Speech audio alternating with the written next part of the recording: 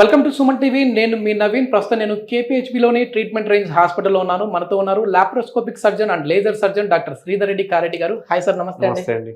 Sir, చాలా మంది కూడా సుంతి ఆపరేషన్ అంటేనే భయపడిపోతూ ఉంటారు. అసలు మాకెందుకు ఈ ఆపరేషన్ అని అనుకుంటూ ఉంటారు. కానీ అంగము పూర్వ భాగంలో ఉన్న చర్మము వెనక్కి రాకపోవడం వల్ల చాలా ప్రాబ్లమ్స్ వస్తాయి. ఆ సమయంలోనే ఈ ఆపరేషన్స్ చేయాలి అని చెప్పేసి చెప్తా ఉంటారు. సో అసలు ఈ అంగం అనేది పూర్వ భాగంలో ఉన్న చర్మం ఎందుకు వెనక్కి రాదండి? సో చాలా మందికి తెలియనిది ఏంటి అంటే అంగం యొక్క ముందరున్న చర్మం వెనక్కి పోవాలన్న సంగతి చాలా మందికి తెలియదు. అసలు నా దగ్గరికి వచ్చే 100 మంది పేషెంట్లు 70 మందికి చర్మం వెనక్కి వెళ్ళాలన్న సంగతి తెలియదు. వాళ్ళు నా వీడియో చూసిన తర్వాతనే అది వెనక్కి వెళ్ళట్లేదనే ఉద్దేశంతో నాతో చూయించుకోనికి వస్తూ ఉంటారు. సో ఇక్కడ ఏంటి అంటే అంగం యొక్క ముందరున్న చర్మం ఏదైతే ఉందో, యూజువల్గా ఇది అంగం అనుకుంటే కనుక ఈ అంగం ముందరున్న హెడ్ భాగానికి మీద మనకు ఒక చర్మం ఉంటుంది. ఈ చర్మం అనేది ఈ రకంగా ముందరికి ఉంటుంది. కింద చర్మం మాత్రం ఇక్కడ అటాచ్ అయ్యి ఈ రకంగా ఉంటుంది. ఇది చర్మం. సో ఈ చర్మం అనేది ఫ్రీగా మూవ్ అవ్వాలి. ఇంతవరకు ఫ్రీగా మూవ్ అవ్వాలి. అప్పుడే మనకు క్లీనింగ్ కావచ్చు, లేకపోతే ఇంటర్కోట్ చేసేటప్పుడు కావచ్చు, అన్ని రకాలుగా హెల్ప్ అవుతుంది. ఇక్కడ ఏమవుతుందంటే మనకి స్మెగ్మా అనేది ఒకటి రిలీజ్ అవుతుంది. అంటే ఇక్కడ ఒక తెల్లటి జిగురు లాంటిది రిలీజ్ అవుతుంది. ఇది మనం రెగ్యులర్ గా వెనక్కి అనుకుని క్లీన్ చేసుకోవాలి. అది క్లీన్ చేసుకోకపోతే ఇదంతా హార్డ్ గా ఫామ్ అయిపోయి ఇక్కడ ఒక రకమైన తెల్లటి జిగురు లాగా ఉండిపోతుంది, అతుక్కపోతుంది అన్నట్టు. సో ఇట్లా చర్మం వెనక్కి పోకపోవడాన్ని మనం ఫైమోసిస్ అంటాం అన్నట్టు. సో ఈ ఫైమోసిస్ ఎవరిలో వస్తుంది అంటే అప్పుడే పుట్టిన పిల్లోడి నుంచి 90 ఏళ్ళ 100 ఏళ్ళ ముసలి వరకు ఎవరికైనా రావచ్చు, ఎనీ ఏజ్ గ్రూప్ రావచ్చు.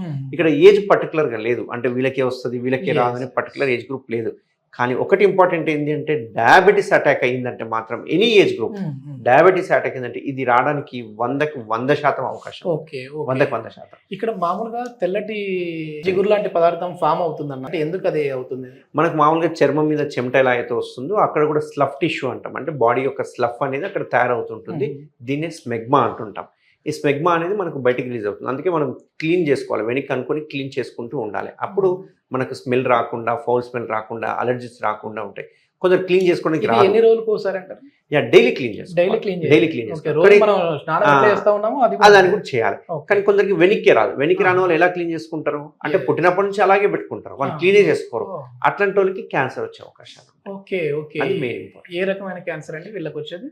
Penal cancer.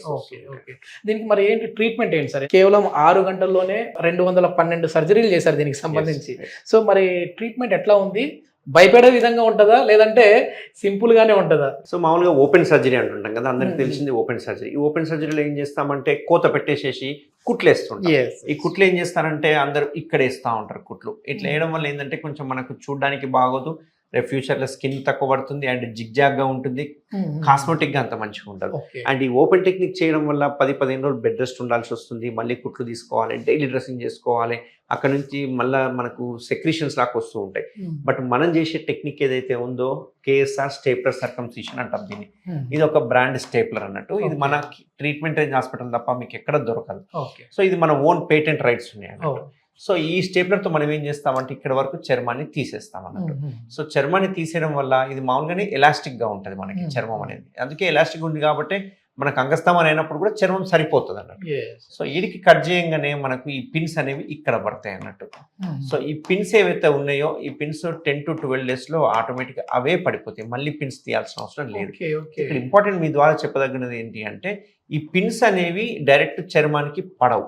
చాలా మంది ఏంటంటే చర్మానికి పడితే మళ్ళీ పిన్స్ తీసేయాలి, స్టెయిన్లెస్ స్టీల్ పిన్స్ చర్మానికి పడితే ఎట్లా సైడ్ ఎఫెక్ట్స్ ఇన్ఫెక్షన్ అని అనుకుంటుంటారు. బట్ ఇక్కడ ఏంటి అంటే ఈ పిన్స్ అనేవి డైరెక్ట్ చర్మానికి పడకుండా మధ్యలో ఒక సిలికాన్ రింగ్ అనేది ఒకటి ఉంటుంది. అది తెల్లగా ఉంటుంది. ఆ సిలికాన్ రింగ్ ఏదైతే ఉందో మన దగ్గర ఉన్న స్టేప్లర్లో ఉన్న సిలికాన్ రింగ్ ఇంకెక్కడ దొరకదు ఇండియాలో. ఎందుకంటే దాని మీదనే మన పేటెంట్ రైట్స్ ఉన్నాయి. ఆ సిలికాన్ రింగ్ ఎంత సాఫ్ట్ ఉంటుందంటే మన స్కిన్ లాగానే సాఫ్ట్ ఉంటుంది. దానివల్ల ఒకవేళ తప్పిదారులు ఎక్స్పాండ్ అయినా కానీ, ఎందుకంటే అంగస్తంభన కాకూడదు, అంగస్తంభన తప్పిదారులు అయినా కానీ ఎక్స్పాండ్ అవుతుంది రింగ్. దీనివల్ల మనకు బ్లీడింగ్ ఉండదు, పెయిన్ ఉండదు, వాపు రాదు. అండ్ మోస్ట్ ఇంపార్టెంట్ ఈ సర్జరీ ఏదైతే చూసారో ఇది just less than 5 minutes surgery. With in ½ an hour discharge అనేది జరుగుతుంది.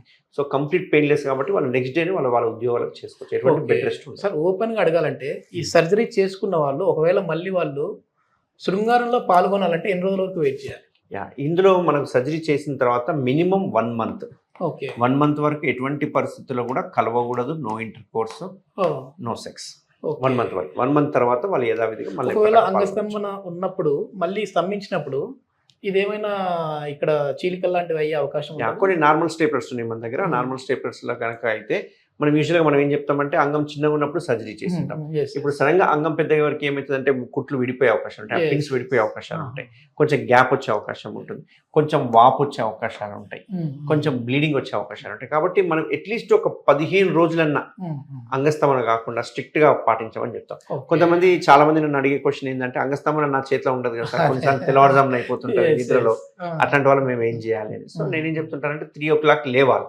ఎందుకంటే యూజువల్ గా 5 to 6 ఎరెక్షన్స్ అనేవి ప్రతి ఒక్కరికి వస్తుంటాయి, ఎక్కువ ఉంటుంది. ఆ టైంలో హార్మోన్స్ లెవెల్స్ ఎక్కువ ఉంటాయి కాబట్టి ఆ టైంలో లేసి అటు ఇటు తిరిగినాం అనుకోండి అంగస్తమన తగ్గిపోతుంది. దీని గురించి మాట్లాడాలి, చెప్పాలి, ఒక అవేర్నెస్ తీసుకొని రావాలి అని అంటేనే ఏదో మోమాట పడిపోతూ ఉంటారు. నాకు ఈ ప్రాబ్లం ఉందని చెప్పుకోవడానికి కూడా ఇబ్బంది పడుతూ ఉంటారు. కానీ నిజంగా ఈ సమస్య వచ్చింది అని అంటే మాత్రం డాక్టర్ గారిని అయితే మీరు కలవచ్చు. సో కేవలం 5 నిమిషాల్లోనే ఈ సర్జరీ అయితే ఉంటుంది. సో ఒక హాఫ్ అన్ అవర్లో మళ్ళీ మీరు డిశ్చార్జ్ కూడా అయ్యి మళ్ళీ మీ నార్మల్ లైఫ్ని లీడ్ చేసే విధంగా ఉంటుంది. దీన్ని నెగ్లెక్ట్ చేశారంటే సో దీనికి సంబంధించిన క్యాన్సర్ కూడా వచ్చే అవకాశం ఉంది అని చెప్పేసి శ్రీధర్ రెడ్డి గారు చెప్తా ఉన్నారు. Thank you sir. Thank you.